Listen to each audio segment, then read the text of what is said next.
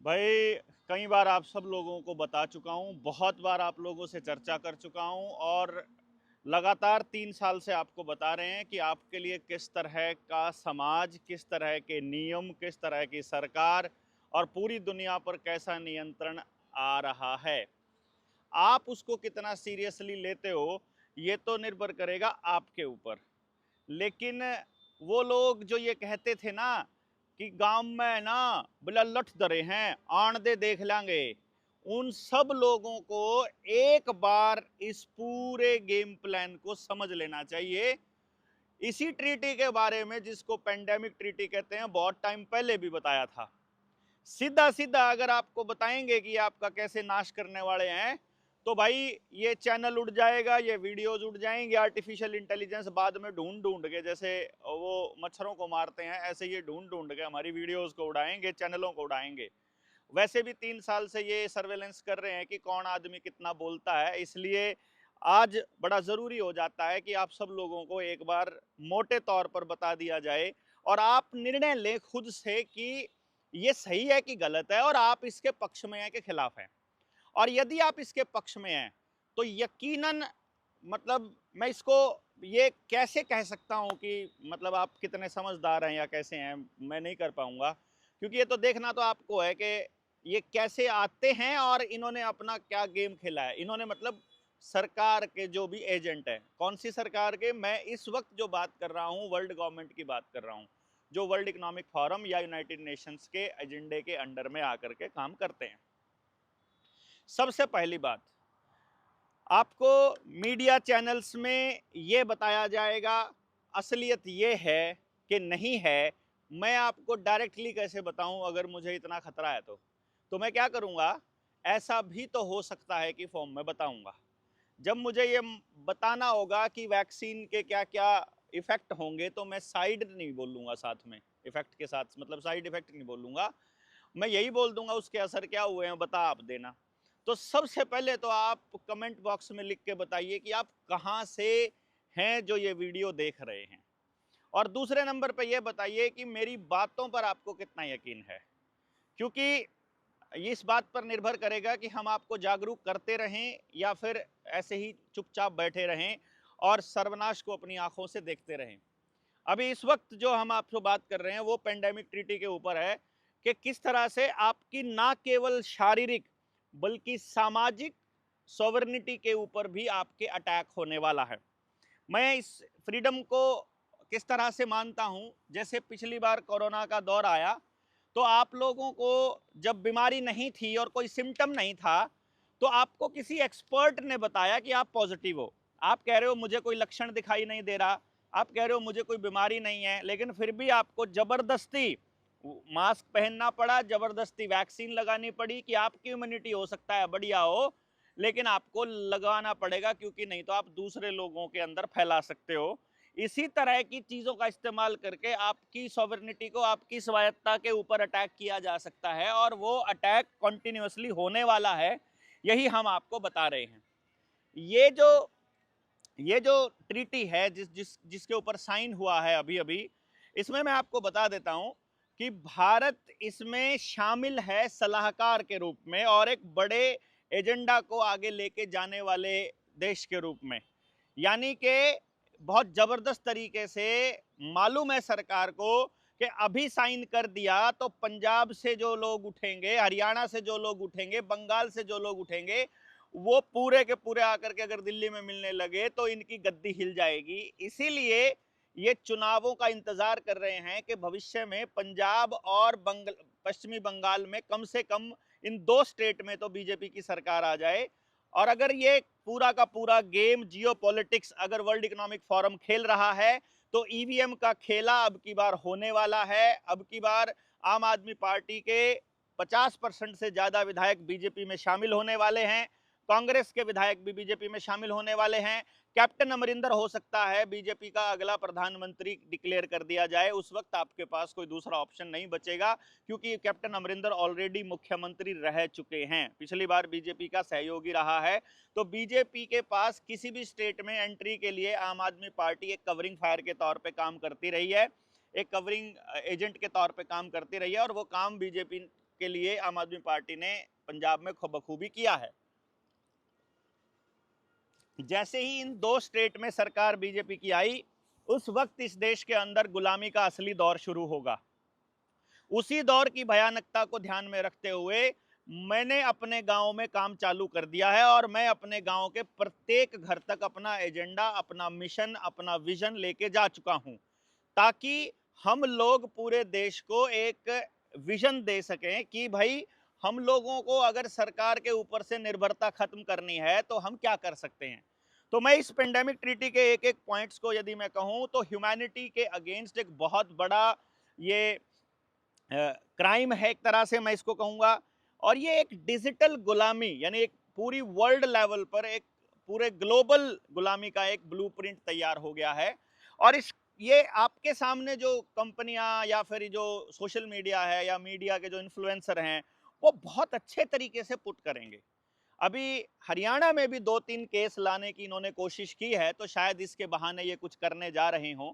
और आपको शायद मालूम नहीं है कि सिंगापुर में लॉकडाउन ऑलरेडी लग चुका है और सिंगापुर में मेडिकल इमरजेंसी घोषित होने के बाद में अब वहां पर पूरा खेल अमली जामा पहनाया जाना चालू हो गया है। वहां 2000 से ज्यादा संक्रमित पाए गए, यानी उनको पॉजिटिव पाया गया, और अब अस्पतालों में वहां वही खेल शुरू होने जा रहा है जो 2019 में शुरू हुआ था। मालूम है सिंगापुर में क्यों? क्योंकि सिंगापुर पूरी दुनिया का पहला ऐसा देश बना है जहां वैक्सीन ना लेने पर व्यक्ति के ऊपर आपराधिक मुकदमा दर्ज हो जाएगा, यानी कि वैक्सीन ना लगवाना अपराध घोषित हो गया है सिंगापुर में, और इसीलिए सबसे पहले कोरोना वहीं पर आया है। मैं आपको बहुत पहले से बता रहा हूं, इंडिया में क्योंकि 14 साल से कम उम्र के बच्चों का जब नंबर आया था, तो उसी वक्त जनता सरकार मोर्चा जैसे दूसरे संगठनों ने मेहनत करके, आवाजें उठा करके लॉकडाउन खुलवा दिया था और वैक्सीनेशन को बंद कर दिया था। इसीलिए पहले झटके में 12 साल से कम उम्र के बच्चों को टारगेट इस बार करने की योजना आ रही है। आपने मीडिया के न्यूज चैनल्स में ये सारा खेल देखा ही होगा। वही सारी वैक्सीन हो सकता है आपके बच्चे के पैदा होते ही आपके बच्चों को लग रही हो, वरना 4 साल के बच्चों में पहले कभी हमने हार्ट अटैक के केसेस नहीं देखे थे। ये पिछले 3-4 साल में बढ़े हैं कि कोई 4 दिन का बच्चे को भी ब्रेन हेमरेज हुआ है या हार्ट अटैक हुआ है या कार्डियक अरेस्ट आया है, और 2 साल के बच्चे को भी और 4-5-6 साल के बच्चे को भी। बाकी आप समझदार हैं कि वो किस वजह से आया होगा।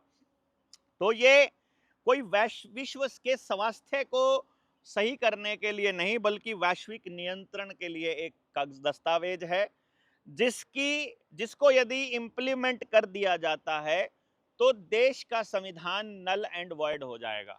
देखो, मैं आपको बताऊं, पहले मैंने 2-3 साल पहले जो वीडियो बनाई थी तब भी मैंने ये कहा था कि हमारे देश का संविधान नल एंड वॉइड हो जाएगा।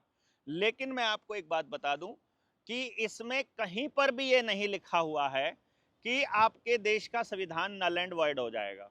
देखो कमाल की बात क्या है, क्योंकि पूरे देश में जब आपकी तनख्वाह रोकी जा रही थी, जब आपका राशन रोका जा रहा था, आपकी पेंशन रोकी जा रही थी, जब आपका मूवमेंट, आपका आना जाना रोका जा रहा था, उस वक्त भी ये आपके ऊपर जबरदस्ती कर रहे थे एसओपी के नाम पर। स्टैंडर्ड जो प्रोसीजर का जो ऑपरेंडी है, यानी उसको किस तरह से अमली जामा पहनाना है, उसका जो प्रोसीजर था उसके नाम पर, यानी केवल गाइडलाइन आई थी ऊपर से, और उस गाइडलाइन को ही इन्होंने कानून के जैसा थोप दिया। तो अगर WHO ऐसा कानून दे दे, ऐसा मतलब आपको एक ऐसी गाइडलाइन दे दे कि आपके जो नागरिक अधिकार हैं, आपके जो इंसान होने के अधिकार हैं, उनको बाद में एक्सेस कर लेना, अभी ये बीमारी चल रही है, अभी महामारी चल रही है, अभी आपके ऊपर ये जबरदस्ती नियंत्रण आपको करना पड़ेगा, इस टाइम के लिए आप मान जाओ, 20-21 दिन आपने कोई चीज फॉलो कर ली, आप उसके आदी हो जाते हो, फिर आपको कोई फर्क नहीं पड़ता है। तो अब आपकी जो दुकान खराब हुई थी, जो आपकी बेरोजगारी है, जो आपकी बर्बादी है, जो आपका लोन में डूबा होना है, जो आपके डिप्रेशन है, वो अब आप अपनी किस्मत मान करके उसे अपना मान चुके हो, और अब सरकार से सवाल पूछने की आपकी हिम्मत समाप्त हो चुकी है। तो इसी तरह से 21 दिन पहला एक ट्रायल होता है किसी भी आदमी की किसी चीज को आदत बनाने में, किसी आदमी की कोई आदत बदलने में। तो ये एक गेम प्लान है। तो सबसे पहले मैं आपको बता दूं, इसमें ये लोग कह रहे हैं कि हम दुनिया को, ये जो पेंडेमिक ट्रीटी है इसका पर्पस वो बता रहे हैं कि दुनिया को अगली महामारी के लिए तैयार करना। देखो कमाल की बात क्या है, इन लोगों को इतनी चिंता है हमारी कि ये दुनिया को अगली महामारी के लिए तैयार करने की योजना बना रहे हैं। दूसरी बात ये कह रहे हैं आपस में सहयोग बढ़ाना। दूसरी महामारी के लिए तैयार करने का मतलब है फिर आपको बिल गेट्स की वो किताब जरूर पढ़नी चाहिए जिसमें वो अगली महामारी के लिए तैयार होने को बोल रहा है। देखना बिल्कुल वैसे ही वो काम कर रहे हैं। अगले नंबर पर सहयोग बढ़ाना, मतलब आपने सहयोग नहीं बढ़ाया तो आपको देशद्रोही घोषित कर दिया जाएगा। और ये ऑपरेशन सिंदूर चलाया था जिस वक्त, इधर तो आप ऑपरेशन सिंदूर में उलझे हुए थे और उधर जो है वो पेंडेमिक ट्रीटी के ऊपर वहां पर तालियां बज रही थी और उसके ऊपर सिग्नेचर्स हो रहे थे। फिर वो कह रहे हैं, देखना आपको शब्दों के अंदर ही छुपी हुई गेम प्लान को समझना है। स्वास्थ्य सेवाओं की समानता सुनिश्चित करना। असल में ये कह रहे हैं कि पूरी दुनिया में हर किसी को एक ही इंजेक्शन लगाना है, एक ही वैक्सीन लगानी है, जब ये बोल रहे हैं स्वास्थ्य सेवाओं की समानता सुनिश्चित करने को। जबकि आयुर्वेद कह रहा है कि सबकी प्रकृति अलग होती है हर शरीर की। होम्योपैथी कह रही है कि फैमिली हिस्ट्री छोड़ो, जीन्स तक का भी प्रभाव पड़ता है। तो आप ये कैसे कह सकते हो कि किसी एक छोटी या बड़ी बीमारी के लिए आपको एक ही तरह की वैक्सीन सबको लगानी चाहिए या लगानी पड़ेगी या हम लगाएंगे? तो असल में तो ये ग्लोबल गवर्नेंस का एक मॉडल तैयार हो रहा है। पूरी दुनिया पर कब्जा करने का इजरायलियों का अमेरिका के थ्रू जो गेम प्लान है उसको अमली जामा पहनाया जा रहा है। आज़ादी की इस लड़ाई में अब की बार हम अंग्रेज़ों से अधूरी आज़ादी नहीं लेने वाले हैं। अब की बार WTO से भी आज़ादी चाहिए, वर्ल्ड हेल्थ ऑर्गेनाइजेशन से भी आज़ादी चाहिए, अंग्रेजियत से भी आज़ादी चाहिए। और जितने दुनिया के लेवल पर भारत को बांधने वाली संधियां हैं, हर संधि से आज़ादी चाहिए। हो सकता है वो आपको परमाणु बम से डराने लग जाएं, लेकिन परमाणु बम से अगर आप डर गए तो आप कभी जीत नहीं पाओगे। मैं आपको एक बात बता देता हूं, भारत पर कभी भी परमाणु बम गिराया नहीं जा सकता। मैं आपको ये बहुत अच्छे से बता रहा हूं। भारत पर परमाणु बम क्यों नहीं गिराया जा सकता, इसको समझना है यदि, तो आपको देखना होगा कि एशिया के जो दक्षिणी हिस्से पर, वहीं पर इतनी जलवायु, इतनी विविधता, इतने जो जड़ी बूटियां और इतना जंगल, ये सब कुछ मिलता है।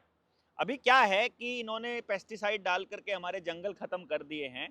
पर यदि आज हम लोग जागरूक होना शुरू करेंगे, तो आज हमने अगर पेस्टिसाइड डालना बंद कर दिया तो जड़ी बूटियां उगना अपने आप शुरू हो जाएंगी और 3 साल में हमारी धरती वापस वैसी हो जाएगी कि हम गोवंश से दोबारा से, यानी बैल से हम लोग खेती करने लायक हो जाएंगे। यानी आपका जो सब्र है वो 3 साल का है और जो ये पेंडेमिक ट्रीटी को अमली जामा पहनाना है वो 2 साल का है।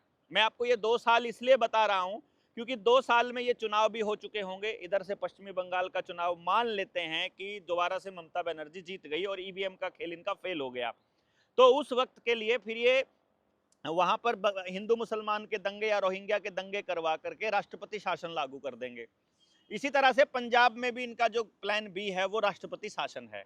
जैसे मणिपुर में अभी राष्ट्रपति शासन चल रहा है, जैसे JNK में राष्ट्रपति शासन लगा देंगे।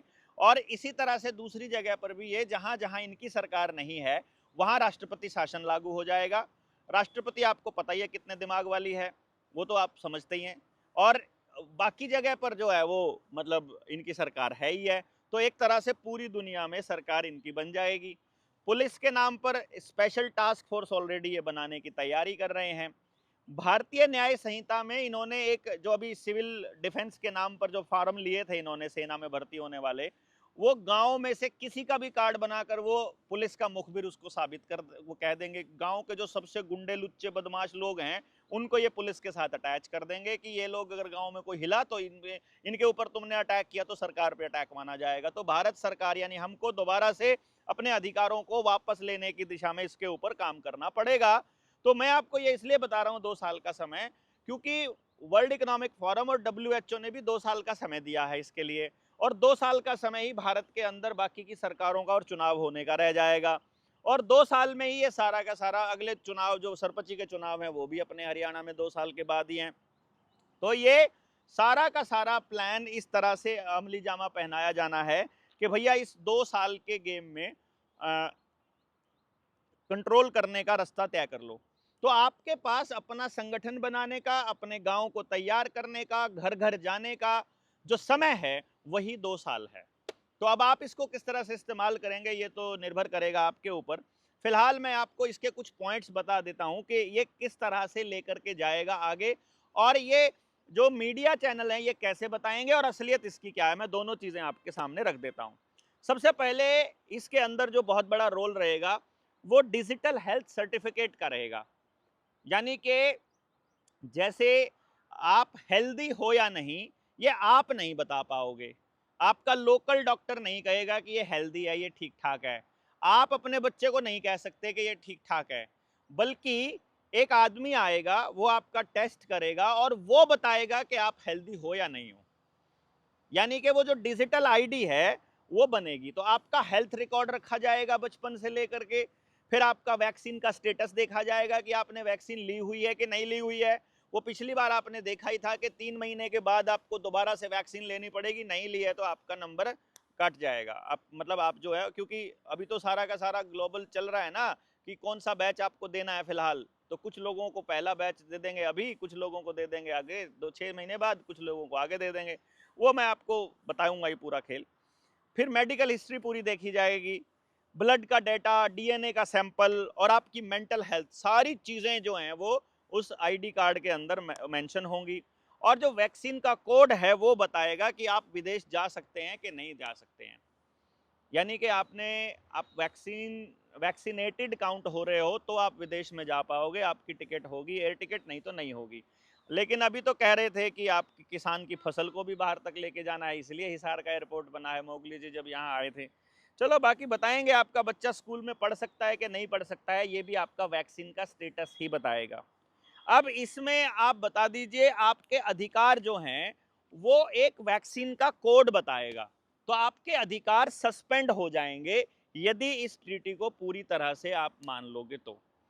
भक्तों को मैं बता देता हूं भाई, जो वैक्सीन से आपके पक्के इलाज करने का जो मोदी जी ने एक सर्टिफिकेट बनवाया था जिसके ऊपर पहले आपकी उसकी खुद की फोटो लगती थी और अब उसने फोटो हटवा दी थी, वो आप खेल समझिए आप लोगों को क्या लगता है। आप लोग तो अंधभक्त होना, आप लोग तो आरएसएस से होना, आप लोग तो बीजेपी से होना, जो है मतलब मैं उनकी बात कह रहा हूँ, वो तो एक बार देख लो कि आपके घरों की क्या हालत है। आप आपका रोज़गार, आपका जो बीमारी का हालत है वो सही है कि किस तरह से चल रहा है। बाकी आपको नहीं समझ में आ रहा है तो कोई बात नहीं। इसमें जो दूसरा पॉइंट आ रहा है वो है मैंडेटरी मेजर्स लेने का। मतलब कुछ चीज़ें आपको लेनी ही पड़ेंगी। जैसे वो कह रहे हैं कि यदि आपने वैक्सीन नहीं लिया है तो आप घर से बाहर नहीं निकल सकते, यदि आपने मास्क नहीं लगाया है तो आपका चालान कटेगा, यदि आपने आरटीपीसीआर टेस्ट नहीं करवाया है तो आप एक जिले की बाउंड्री छोड़कर दूसरे जिले में एंटर नहीं कर सकते। यानी आपकी मर्जी हो या ना हो, आपको एक तरह से टेस्टिंग के लिए तो वो रखेंगे ही रखेंगे। यानी आप बिना उनकी लैब में कैद हुए, बिना उनके पिंजरे में कैद हुए आप उनके लैब रैट हो जाएंगे। ये इसका एक पूरा का पूरा खेल है। अगर इसके अगले बिंदु की तरफ देखा जाए तो ये लोग कह रहे हैं पेंडेमिक ट्रीटी के जो फायदे हैं ये उसमें लिखा हुआ है। देखो वो अप्रोच बता रहे हैं आपको बढ़िया वाली। जैसे कि मान लो यहाँ पर कहेंगे कि भाई पूरे देश में ना फैले इसलिए इनको लगाना जरूरी है, इसलिए इनको वैक्सीन लगाना जरूरी है, चलो इनको मास्क लगाना भी जरूरी है। वो सब तो पहले आप देख चुके हो, सब कुछ आप पहले देख चुके हो। ज्यादा से ज्यादा लोगों तक पहुंचाना आपकी जिम्मेदारी है इस वीडियो को, वरना फिर से हम उसी तरह से रह जाएंगे। करोड़ों लोगों तक ये वीडियो पहुंचनी चाहिए। और आपकी जानकारी में जो भी व्यक्ति है इसको जरूर समझ ले, मैंने दोनों पहलू बताए हैं कि मीडिया क्या दिखाएगा, अभी उसने दिखाया नहीं है, और हम क्या दिखा रहे हैं। कोई कॉपीराइट नहीं लगता है मेरी वीडियोस को अपने चैनल पर, अगर आप डालते हो तो कोई कॉपीराइट नहीं लगाऊंगा मैं, आप डालिए जितना डाल सकते हो, मैं बता रहा हूं आपको। इसमें जो अगला जो पॉइंट बता रहे हैं वो वन हेल्थ अप्रोच बता रहे हैं। वन हेल्थ अप्रोच का मतलब क्या है, वो कहते हैं कि आदमी और पशु की हेल्थ को एक तरह से मतलब एक तराजू में तोला जाए और पर्यावरण को इसमें ध्यान रखा जाए, मतलब पर्यावरण को ध्यान में रखा जाए। मैं समझ रहा था, मैं कहा यार ये पंगा कैसे है, ओहो हो फिर समझ में आया। समझ में ये आया कि यदि आपकी गाय में वो वायरस मिलने का कोई चांस मिला तो आपकी दूध की सप्लाई बंद हो जाएगी। यदि आपके खेत में फसल थी खड़ी थी और मुझे बताया उन्होंने कि भाई देवेंद्र उधर आपके खेत में ऐसे ही जैसे वीडियो बना रहा था, तो आपकी लोकेशन ने बता दिया कि आप वहां पर थे, आपकी ट्रैवल हिस्ट्री ने बताया कि आप उस खेत के आसपास थे, तो उस खेत में वायरस होने के चांस हैं, तो उस खेत का अनाज कोई नहीं खा पाएगा या फिर उस खेत में हो सकता है उस खेत को आग लगा दी जाए। तो ये कह रहे हैं कि उस फसल को कोई नहीं खाना चाहिए जिसके अंदर वायरस होने के चांस हैं। फिर वो ये भी दे रहे हैं, वो पढ़े लिखे लोग जो, मतलब मैं तो असल में पढ़े लिखे नहीं बोलता उनको, ये जो डिग्रीधारी लोग हैं, इन लोगों जो साक्षर लोग हैं, इन लोगों के लिए वो कहेंगे इसकी ना कॉम्प्रिहेंसिव अप्रोच होनी चाहिए। वो कॉम्प्रिहेंसिव अप्रोच का मतलब वो यही लेते हैं कि भाई समग्र रूप में देखा जाए, समग्र दृष्टिकोण होना चाहिए। अब उस कॉम्प्रिहेंसिव अप्रोच में वो ये कह रहे हैं कि मान लो किसी जंगल में वायरस होने की पुष्टि हो गई या उनको शक हो गया, तो उस जंगल से आदिवासियों को विस्थापित करेंगे जबरन। ये जो खेल चल रहा है ये इसीलिए चल रहा है ना भाई, संसाधनों पर कब्जे का तो खेल है। गांव तो खाली करवाने ही करवाने हैं, फसलों पर तो, जमीनों पर तो कब्जा इनको चाहिए ही चाहिए। आप मानो या ना मानो, ये गेम प्लान तो चल ही रहा है, आपको समझ में आए कि ना आए। हम पहले बता रहे हैं फूड सप्लाई को रोक दिया तो शहरों में आग लग पड़ेगी, शहर वाले पागलों की तरह हो जाएंगे और सबको 5-5 किलो अनाज पर या एक ब्रेड की रोटी पर निर्भर रहना पड़ेगा। कोई बड़ी बात नहीं है। एग्रीकल्चर के ऊपर, एनिमल फैसिलिटी के ऊपर आपका, उनके ऊपर सीधा नियंत्रण करने का एक खेल है। अब आप समझिए इसको किस तरह से लेते हो। क्राइसिस के लिए प्रिपेयर्डनेस के बारे में ये बता रहे हैं कि पहले से रणनीति बनानी पड़ेगी कि अगर वायरस आया तो क्या करेंगे, अगर ये यहाँ पर लॉकडाउन लगा तो क्या होगा। तो इसके लिए क्या करेंगे, मॉक ड्रिल करेंगे। मॉक ड्रिल का खेल आपने अभी अभी देखा, मतलब इतने झूठे सारे मीडिया के चैनल हैं कि मॉक ड्रिल चल रही थी उसको युद्ध बना दिया कि भाई लाहौर पे कब्जा हो गया, कराची पे कब्जा हो गया, बस इस्लामाबाद पे कब्जा होने वाला है, पाकिस्तान की राजधानी बस अब अपने कब्जे में आने वाली है। वो आपने पूरा खेल देखा। तो मॉक ड्रिल को ही असली युद्ध में तब्दील करने का तो टैलेंट बस इन कमीनों के पास ही है। अभी आप लोगों को एक मॉक ड्रिल चल रही हो कि भाई पेंडेमिक हर तीसरे चौथे छठे महीने मॉक ड्रिल चल पड़े, मान लो कि ये सायरन बजे तो तुमने घरों में दुबक जाना है, ये सायरन बजे तो तुमको मास्क लगाना चालू कर लेना है। टीवी जो आपके शहर की स्क्रीन के, हर जगह पर स्क्रीन लगी हुई है ना आपके शहर में चौराहों पर, वहां पर आदेश पारित होंगे और उनके साथ माइक लग जाएंगे कि आप जा रहे हो तो आपको 24 घंटे आपके दिमाग के ऊपर, मतलब आपके टीवी के माध्यम से, कॉलर ट्यून के माध्यम से, मतलब मोबाइल भी आपको बंद करके फेंकने पड़ेंगे अल्टीमेटली लास्ट में। वो आपको देखना, मैं आपको बताऊंगा, आप फेंकोगे, अपने हाथ से फेंकोगे, अपने बच्चों को अपनी आंखों से बर्बाद होते हुए देख रहे हो और फिर भी मोबाइल नहीं फेंक रहे हो, फिर भी उनके हाथ से में पकड़ा रखा है। कितनी कितनी खतरनाक माँ बाप हैं आप लोग। आर्टिफिशियल वायरस की सिमुलेशन की जाएगी, मीडिया में एक पूरा हाइप क्रिएट की जाएगा, मीडिया हिस्टीरिया, मतलब जैसे अभी लॉकडाउन, अभी ये युद्ध के नाम पर जो हुआ, ये अभी इसी तरह से वायरस के नाम पर, क्योंकि सारे मीडिया चैनल्स अंबानी अडानी के हैं। काम करने वाला जो व्यक्ति अंदर काम कर रहा है, वो व्यक्ति जो है, आपने सारे नेताओं को देखा था कि जब कैमरे के सामने आना था तो मास्क लगा लेते थे, बाहर जाते थे तो फिर से वैसे हो जाते थे। मोदी जी जब बैठे होते थे तो सारे मंत्री लगा के रखते थे, फिर मंत्री जी जब नहीं लगाते थे तो आगे खड़े हुए सारे एमएलए लगाते थे, फिर एमएलए लगाता था, नहीं लगाता था तो एसपी और डीएसपी लगाते होते थे, जब एसपी डीएसपी मुंह से उतार देते थे तो हवलदार लगाता होता था, इंस्पेक्टर थानेदार। हवलदार उतार लेता था तो आगे सिपाही लगाता था, और सिपाही उतार देता था तो जनता लगाती थी। मतलब गुलामों की एक टेस्टिंग की प्रोसेस कॉन्टिन्यूसली चल रही थी। और ये इमरजेंसी लगाने के लिए काफ़ी है, इतना सारा मटेरियल, अगर इतना सारा कुछ हो जाए और इमरजेंसी डिक्लेयर कर दें, भैया इमरजेंसी डिक्लेयर हो गई, मैं आपको बता रहा हूँ, इमरजेंसी में घर से निकलने वाला मैं पहला आदमी होऊंगा। मतलब हमको जीने का कोई शौक नहीं है ऐसी जिंदगी जिसके अंदर गुलाम होकर के रहा जाए, तो हम इसको तोड़ेंगे। उससे पहले अपनी सेना तैयार कर लीजिए, हर व्यक्ति के पास अपनी 20 लोगों की टीम होनी ही चाहिए।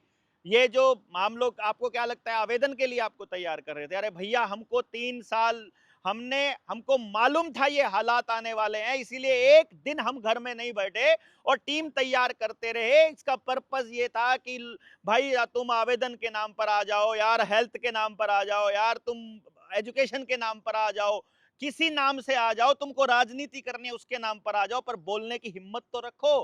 कम से कम समाज में इन मुद्दों के ऊपर बोलो तो सही। लेकिन नहीं, आप मुद्दों पर नहीं बोलेंगे, बस अपनी जो आपकी इच्छा है वो पूरी हो जाए।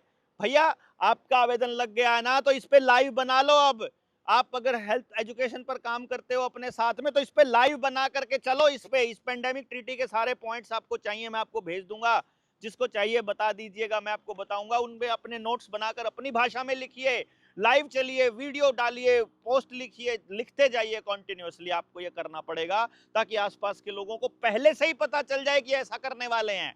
अभी बोल दोगे ना, अभी आपको पागल बोलेंगे, कोई दिक्कत नहीं है, चैनल नहीं उड़ेगा। लेकिन जिस वक्त आएगी ये, उस वक्त बोलोगे तो ये चैनल उड़ जाएंगे, तो खबर नहीं पहुंचा पाओगे। पहले से बोलते रहो। आज जो ये हो रहा है ये हम पहले से बता चुके हैं आपको, इसीलिए आज लोग ट्रस्ट करने लगे हैं, वरना उस वक्त तो हमको भी पागल बोला करते थे। हमने बोलना बंद नहीं किया, हमारे ही साथी हमको बोलते थे, गांव में 1.5 घंटा बोलने का क्या मतलब, ऐसा बोलते थे।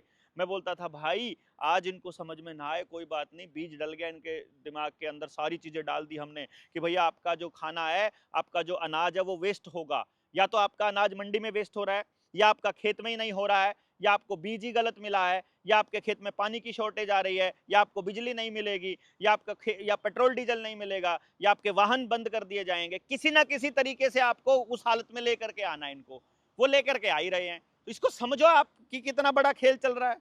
तो इसलिए अगला फॉल है इन्फोडेमिक मैनेजमेंट। इन्फोडेमिक मैनेजमेंट का मतलब है कि इंफॉर्मेशन को मैनेज कर लेंगे। जैसे हम जैसे लोग जो बोल रहे हैं उसको बोलेंगे मिस इन्फॉर्मेशन फैला रहा है।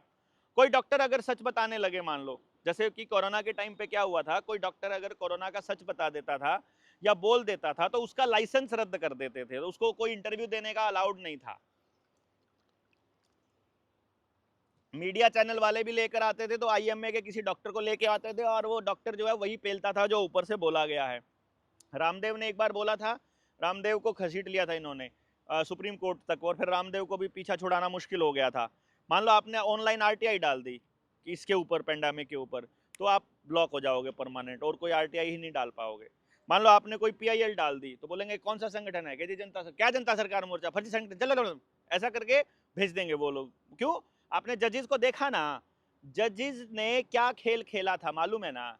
मेरा मास्क वाला जो केस है अभी तक पेंडिंग चल रहा है। मास्क वाले केस में सजा मिलेगी अब जब 2 साल पूरे होने को होंगे, जब ये पेंडेमिक ट्रीटी लागू हो जाएगी ना, तो मास्क वाले केस पर तब सजा होगी और तब अंदर डालेंगे। सोचो कितना बड़ा खेल आप समझोगे इसको। भाई साहब ये तब तक ऐसे ही चल रहा है, देखो 3 साल हो गए हैं उसको, मास्क वाले केस को 3 साल से ऊपर हो गया, 3.25 साल। लेकिन मजाल है कि आगे सरक ले।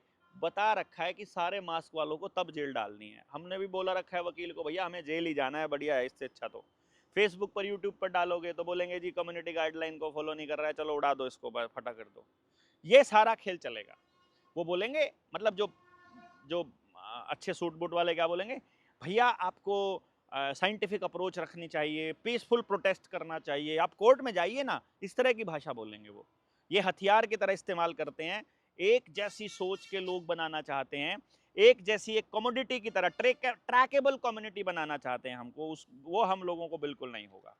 तो इसमें क्या है कि डब्ल्यूएचओ को अधिकार होगा कि वो क्या गाइडलाइंस दे रहा है, सबको क्या कह रहा है कि भाई तुमको ये सब करना है। तो पूरी दुनिया में जितने भी हेल्थ के मेजर्स हैं, चाहे आपकी आयुर्वेद है, चाहे एक्यूप्रेशर है, एक्यूपंचर है, अल्टरनेटिव मेडिसिन हैं, दूसरा हेल्थ के दूसरे वेलनेस के जो तरीके हैं, योगा है, प्राणायाम है, वो सब खत्म हो जाएंगे। आयुर्वेद और होम्योपैथी सब कुछ मतलब। तो आपको अगर ये खत्म करना है तो आप चुप रहिए, अदरवाइज आपको बोलना पड़ेगा। और मैंने आपको बता रहा हूँ अपनी गिरफ्तारी की या अपने गायब होने वाली स्थिति में हम क्या करना है, वो वीडियोस हमने पहले से बना के रखी हुई हैं, वो बस फॉलो कर लेना। चैनल नीडर जेएसएम करके चैनल है, नया बनाया है, नीडर जेएसएम ब्रैकेट में देवेंद्र बल्हारा, इसका लिंक मैं इसमें डिस्क्रिप्शन में डाल देता हूँ। वो उसको दोबारा से चैनल को जो है वो सब्सक्राइब कर लीजिए। और शुक्रवार को यानी कि फ्राइडे को शाम को 10 बजे मैं उस पर एक वीडियो लगाऊंगा रात को। तो आप लोग अगर रात को 10 बजे चलाकर सो जाएं तो उसके ऊपर जो है ट्रैफिक बढ़ जाएगा, और वो मतलब जो सब्सक्राइबर्स हैं वो बढ़ जाएं, ताकि लोगों तक जाना शुरू हो जाए। तो हम लोग उसमें इसी तरह से डालेंगे लंबी लंबी वीडियोस, ताकि मैक्सिमम लोग लगा करके उसको छोड़ सकें, ताकि वो चैनल जाए, एक बार चलता रहे थोड़ा बहुत। असली खबरें हम इस निडर इंडिया पर ही डालेंगे फिलहाल के लिए। तो इसमें जो आपका निजता का जो अधिकार है वो पूरी तरह से समाप्त हो जाएगा। आपका ब्लड टेस्ट की रिपोर्ट इंटरनेशनल लेवल पे जा सकेगी, आपका डीएनए का प्रोफाइलिंग वहां बन जाएगा, फेस स्कैन है। देखो, फेस स्कैन करने वाली टेक्नोलॉजी इंडिया के नाम पर नहीं है, वो भी इजराइल के नाम पर है। जितना भी टेक्नोलॉजी, जितना ये एप्पल का जो सॉफ्टवेयर है या फिर एंड्रॉयड का सॉफ्टवेयर है या फिर माइक्रोसॉफ्ट का सॉफ्टवेयर, वो सारा उनके पास है। तो कैमरास जितने भी हैं वो सारे के सारे रिकॉग्निशन वाले उनके पास ही हैं। अपने अपने पास तो कुछ भी नहीं है। अपने वाली सरकार तो हमारे टैक्स के पैसा दे करके उनकी कंपनियों को चला रही है बस खाली। आपकी ट्रैवल हिस्ट्री हो गई, सोशल मीडिया का बिहेवियर हो गया, सब कुछ। यानी कि वैक्सीन कंपनियों को पूरी तरह से कंट्रोल करने का एक मौका मिल जाएगा। और ये कोई महामारियों का दौर आज का नहीं है। 1918 में लेकर आए, 1976 में लेकर गए, 1976 में स्वाइन फ्लू लेकर के आए थे, 2001 में लेकर आए, एंथ्रैक्स को लेकर आए, 2009 में स्वाइन फ्लू, 2014 में इबोला लेके आए, 2019 में कोविड-19 लेकर आए। हर बार नए कानून बने, नई टेक्नोलॉजी और नागरिकों की आज़ादी छीन ली गई। अब देख लो आप कि भारत पर इसका क्या अधिकार होगा। क्योंकि देखो, आप अगर बीमार नहीं है, मान लो आपको इसमें कंट्रोल किसको करना है? ये रोग कंट्रोल करना इनका मकसद नहीं है, रोगी को कंट्रोल करना मकसद है, आपकी आज़ादी को समाप्त करना इनका मकसद है। डॉक्टर नहीं बता पाएगा कि आपको देना क्या है, कंपनियां बताएंगी कि आपको कौन सी वैक्सीन देनी है। यानी कंपनियों को ज़्यादा अधिकार हो जाएगा। और इसके ऊपर तो आपको एक और बताऊंगा मैं आपको कि आपकी नेचुरल इम्यूनिटी को इम्यूनिटी नहीं बोलेंगे, ये बोलेंगे जो वैक्सीन से सर्टिफाइड वैक्सीन से जो इम्यूनिटी है, सिर्फ उसी इम्यूनिटी को इम्यूनिटी मानेंगे हम, बाकी की इम्यूनिटी को इम्यूनिटी नहीं मानेंगे। मतलब क्या गुंडागर्दी चली हुई है यार, और हम लोग इस पर चुप बैठेंगे? मुझे नहीं लगता इसके ऊपर आप लोग चुप बैठेंगे। आपके बच्चों का नंबर आ गया अब तो ना, अब कैसे बचोगे आप लोग? मतलब कुछ लोग बकवास कर रहे थे ना, ये आपको डरा रहा है, डरा रहा है, डरा रहा है। अरे डरा नहीं रहा हूं, मैं बता रहा हूं भैया, ये लोग ले आए हैं। आपके पास ऑप्शन नहीं है विरोध करने के अलावा। अरे किसी फॉर्म में कर लीजिए, जरूरी थोड़ा है आपको मेरा विरोध करना। जो जिसका करना है उसका कीजिए भाई। और इसके अंदर आपका जितना भी पैसा है, दवा है, डेटा है, ये सारा कुछ। इसमें जो सबसे बड़ा सवाल है कि भारत पर इसका क्या असर पड़ेगा। देखो भाई, भारत के लोगों ने यदि 5 किलो अनाज के लिए सरेंडर कर दिया तो उनके बच्चों को तो ये लोग ही कंट्रोल करेंगे फिर। और मैं नहीं समझता हूँ कि भारत इसके अंदर इस वक्त लड़ने की पोजीशन में कोई नेता, कोई उद्योगपति या कोई एनजीओ या कोई संगठन या कोई पॉलिटिकल पार्टी इस टाइम पे है। आप बताओ, अवेकन इंडिया मूवमेंट एकमात्र ऐसा संगठन है जो इस पूरे गेम प्लान में शामिल है। लेकिन अवेकन इंडिया मूवमेंट में कुछ साथी जो हैं वो कहते हैं कि नहीं, हम सिर्फ इस पर कागजी कार्रवाई करेंगे, हम लोग आपके रुपए के मसले पर आपके साथ नहीं हैं। बिना समझे आप उस मसले को छोड़ रहे हो। हम आपके साथ हर मसले पर हैं जहां भी आप सरकार की किसी नीति का विरोध कर रहे हैं। आप हमारे साथ किस तरह से नहीं हो बताइए? अरे हमको सबको मिलकर लड़ना होगा, मैं आपको बता रहा हूं। तो मैं आप सब लोगों से रिक्वेस्ट कर रहा हूं, जितने भी संगठन हैं जो इस पूरे 3 साल में आए थे, इन सारे संगठनों को एक कॉल देनी चाहिए कि हम एक कॉल देते हैं। और जनता सरकार मोर्चा एक कॉल देता है इसके ऊपर कि हमको इसको आगे किस तरह से आगे बढ़ाना है। जून के महीने में आखिरी संडे को हम एक कॉल दे देते हैं कि दिल्ली या करनाल की किसी बड़े बैंकेट हॉल में हम लोग एक जगह तय कर लेते हैं। वहाँ पर हम एक मीटिंग करते हैं, नेशनल लेवल का एक सेमिनार ऑर्गेनाइज करते हैं 2 दिन का या 3 दिन का, जिसमें इसके ऊपर रणनीति बनाई जा सके और इंटरनल कॉल दी जाए। और इंटरनल कॉल दे करके ही संगठनों के प्रतिनिधियों को बुलाया जाए और वो संगठन अपने प्रतिनिधियों के अंदर चर्चा कर ले कि हमको वहाँ जा करके क्या बोलना है, ताकि हम लोग केवल और केवल बीमारियों पर चर्चा ना करें। क्योंकि जो गांव का किसान जो कर्जे में डूब रहा है उसकी बात भी हमको करनी पड़ेगी। एलआईसी जो बर्बाद हो रही है, उनका पैसा डूब रहा है, उस पर भी बात करनी पड़ेगी। जो रोडवेज को प्राइवेट कर रहे हैं, जो जमीनों का अधिग्रहण जबरदस्ती कर रहा है, जो पंचायतों की जमीनों पर काबू हो रहा है, जो पानी में फ्लोराइड मिला रहे हैं, जो दूसरे तबके, जो गरीब तबके को जो अनाज के अंदर वो ऐसे केमिकल स्प्रे करके दे रहे हैं, जो गरीब तबके को जो राशन मिलता है कोटे में, वो सारा का सारा या तो फोर्टिफाइड दे रहे हैं या उसके ऊपर केमिकल छिड़क कर दे रहे हैं, तो उनको कैंसर हो रहा है उससे। तो जो गलत इलाज से हो रहा है, जो दूसरे मुद्दों पर जो बातें हो रही हैं, उन मुद्दों पर भी हमको बोलना होगा। इसके अलावा मुझे कोई रास्ता नजर नहीं आता है, क्योंकि आप रोडवेज के लिए बोलोगे तो रोडवेज आपके लिए बोलेगा, यदि आप किसान के लिए, हम किसान के लिए बोलेंगे तो किसान हमारे लिए बोलेगा। किसान के प्लेटफॉर्म पर जाकर जब हम ये वाले मुद्दे बताते हैं तो किसानों को समझ में आता है, और किसान हमारे साथ होते हैं। जब लॉकडाउन लगा था और उस टाइम पे जब हम वहां पर चंडीगढ़ में गिरफ्तार हुए थे, तो कितने सारे किसान नेता वो लोग वहीं पर उसमें शामिल थे जो पहले किसान आंदोलन में सक्रिय थे, उस वक्त भी, मौजूदा हाल में, उस टाइम पर भी। तो मैं ये कह रहा हूं कि हम सब लोगों को, चाहे आप किसी भी फॉर्म में जो भी लड़ने वाले लोग हैं, हो सकता है कि हमारे आपके मुद्दे अलग अलग हों, हमारी सोचने का, काम करने का तरीका अलग अलग हो, लेकिन इन पर तो हमको मिलकर के एक बार तो कोई ना कोई एक चर्चा का एक अभियान शुरू करना चाहिए, क्योंकि अब चर्चा का समय आया है।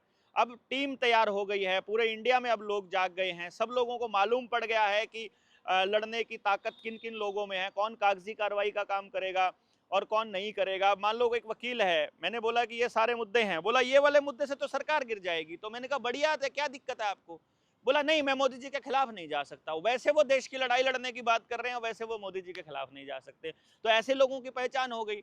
अभी जो ये जो लाल झंडे वाले लोग हैं, इन्होंने तो कितने, ये ट्रेड यूनियन के नाम पर जो कम्युनिस्टों ने जितने सारे आंदोलन किए हैं, ये जाकर के हर आंदोलन में झंडे लेकर सबसे आगे जाकर के बैठ जाते हैं। इनको वही 4 लोग होते हैं और वही अपना नारे लगाने में बेस्ट है और नेगोशिएशन करके निकल आते हैं। भाई हमारे तो मोर्चे के अंदर तो मैं स्पष्ट बता रहा हूं भैया, मैं दूसरा कोई झंडा, भाई हम अपना जनता सरकार मोर्चा का झंडा छोड़ने को तैयार है, नाम भी नहीं लेंगे हम अपना मोर्चे का, सिर्फ तिरंगे के झंडे के नीचे हम लोग खड़े हो सकते हैं। कोई भी एक झंडा बना लो, उसके नीचे खड़े हो सकते हैं। कोई अलग अलग झंडों में हम लोग नहीं आए, तब जाकर के लड़ाई लड़ने का मजा है। फिर फिर कोई संगठन आकर के अपनी ज्यादा वो नहीं कर पाएगा। अपने संगठन को रिप्रेजेंट करने के लिए आइए, अपने संगठन की तरफ से बोलिए और उसको जाइए, और जो संगठन उसको लीड कर रहा है, जो जिन लोगों को मालूम है लड़ाई पूरी क्या है, देखो पूरी लड़ाई अगर 360 डिग्री आप नहीं जानते हो तो आप लड़ नहीं पाओगे, फिर आप नेगोशिएट कर जाओगे। ये चाहते यही है कि आप 100 मांग लेकर आओ और उनमें से 2 के ऊपर मान जाओ या 50 के ऊपर मान जाओ। क्यों भाई, मांग आपकी कैसे हो सकती है? आपका तो आदेश होता है, आप तो जनता है, आप तो मालिक हैं। वो कौन है? मतलब हम कमजोर हो जाते हैं, तब हम ढूंढते हैं किसी तरह से फेमस होने का रास्ता या अपना काम निकालने का रास्ता। वो हम नहीं करेंगे, हम लड़ेंगे, आखिर तक लड़ेंगे, और यही हमने तय किया है। आप लोगों को किस तरह से लड़ना है, आप अपना फीडबैक डालिए, इसके अंदर आपको क्या करना है, आप अपना कमेंट बॉक्स में डालिएगा कि आप किस तरह की लड़ाई लड़ना चाहते हैं, आप इस लड़ाई को कैसे समझते हैं। तो आप सब लोग इसमें साथ रहे, आपका बहुत बहुत शुक्रिया। शेयर कीजिएगा जितना अधिक लोगों तक शेयर कर सके। धन्यवाद। जय हिंद, जय भारत।